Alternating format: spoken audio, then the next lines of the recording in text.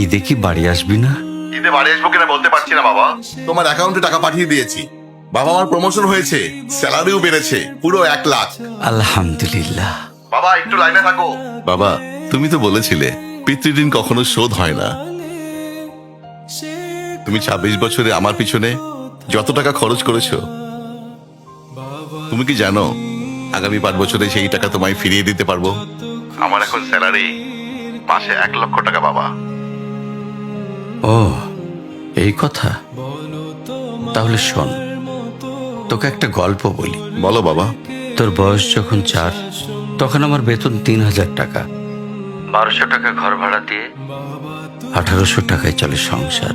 আমি আমার সাধ্যমতো সারা জীবন চেষ্টা করেছি তোর মাকে সুখী করতে, প্রতি ঈদে কোরবানি দিতে। তোকে যেবার প্রথম স্কুলে ভর্তি করালাম, সেবারই প্রথম আমরা আমাদের কোরবানি দিতে পারিনি। সে বছর তোর মাকেও কোনো উপহার দিতে পারিনি। তুই যখন ভার্সিটিতে উঠলি, আমাদের অবস্থা তখন মোটামুটি ভালো, কিন্তু খুব কষ্ট হয়ে গিয়েছিল যখন আমার ট্রান্সফার হয়। রোজ রোজ বাসে চড়ে, পায়ে হেঁটে, ঘামে ভিজে খুব দুর্বিষহ লাগছিল। একদিন শোরুম থেকে একটা বাইক দেখে আসলাম। সে রাতে আমি স্বপ্নেও দেখেছিলাম আমি বাইকে চড়ে অফিসে যাচ্ছি। পরের দিন তুই বায়না ধরলি, জার্নি করতে তোর কষ্ট হয়। তোর কষ্টে আমারও কষ্ট হয় বাবা।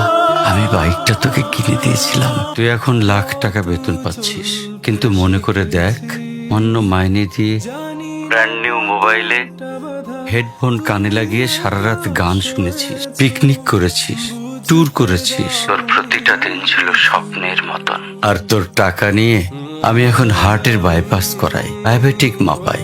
জানিস বাবা, ওর মাছ খাওয়া নিষেধ, মাংস খাওয়া নিষেধ। কি করে এত টাকা খরচ করি বল?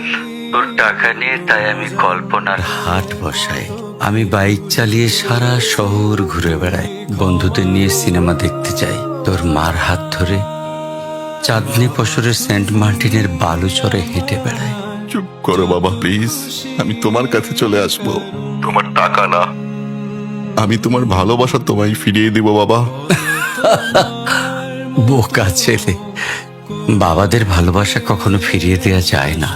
ছোট্ট শিশুর মলমূত্র মোছা যায়, আর বুড়োদের ঘরেও ঢোকা যায় না। ওকে একটা প্রশ্ন করি বাবা।